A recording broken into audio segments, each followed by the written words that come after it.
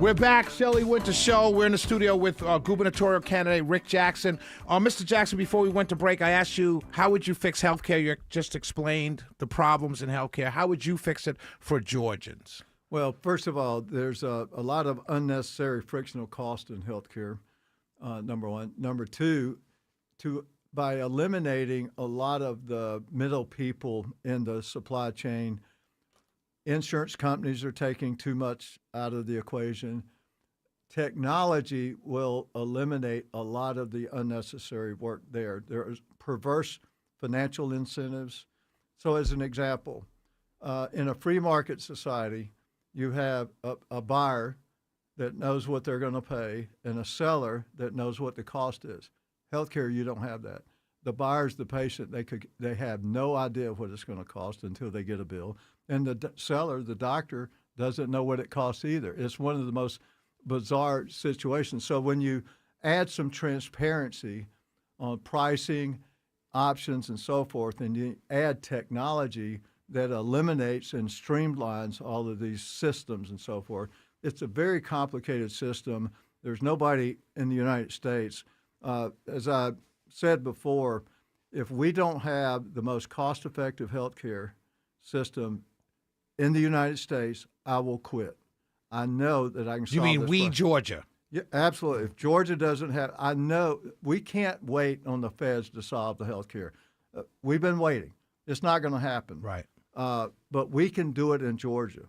And so that's what I want to do. I have a plan that's so complicated it'd take you 3 hours to explain it. However, but when you make it more efficient and you have incentives and transparency and people know what they're paying and so forth. Do we do that through legislature or do we do that just through regulate? Like, how do we get to there? Through leadership. It's called leadership. And when I'm saying that is I will tell everybody what we're going to do. It would be great for us to get a waiver on Medicaid as a block grant, and that's the first thing I'd like to do to work with the president on. And I think I'm going to work great with the president, and I'll tell you why. Because he's a business guy that likes to do deals, right? He's a deal guy. Well, I am too. I mean, we can work out something that works. So by being able to do that, like for instance in Medicaid, if you make $15 or $17 and you make another dollar, all of a sudden you have to get off of Medicaid. There's no incentive to work or get right. So you start making $20, $25. Hey, how about start paying $1 or $2 to help? With that process, you can't do that now. But I think with the block grant, we can use that money. We can reduce the cost of reinsurance. I'm getting too technical. The bottom line is no. Keep going. Yeah. Well, I'm just saying that, for instance, there's frictional cost in all levels, insurance and reinsurance. So insurance companies will charge a lot of money because after Obamacare came out, they knew they were going to get paid. So right. Well, they could be upheld to $5 million right. a lifetime or something like that.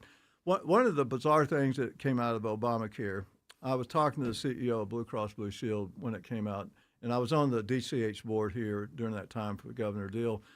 And so it basically limits how much an insurance company can make, almost to like 5% profit. All right, so I asked the CEO, well, what's your incentive to lower costs? And he goes, none. And I said, what do you mean? He goes, well, 5% of $400 is more than 5% of $200. It's a perverse incentive. But here's the other thing insurance companies do. They're not going to like that I'm going to expose this. They buy pharmacies, and they shift profits from this insurance premium.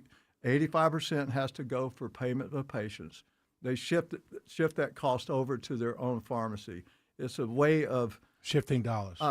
Shifting profits. Tort reform was passed. Did you like that bill? Tort reform was passed last legislature. I think it was a good start. I think you've got to go a long way.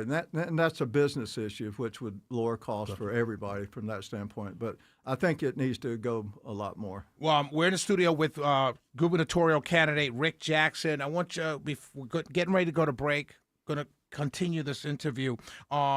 lot of hard feelings, a lot of bad feelings in both sides of the aisle, liberals and Republicans, about the billionaires, the Bill Gates, the Elon Musk, and all sorts of things. On the left, Donald Trump, if you will. Do you think that people are going to push back against the appearance of basically buying the governor's mansion as a very successful businessman? When we come back, if we could think about that. We're in the studio with gubernatorial candidate Rick Jackson. We'll be right back.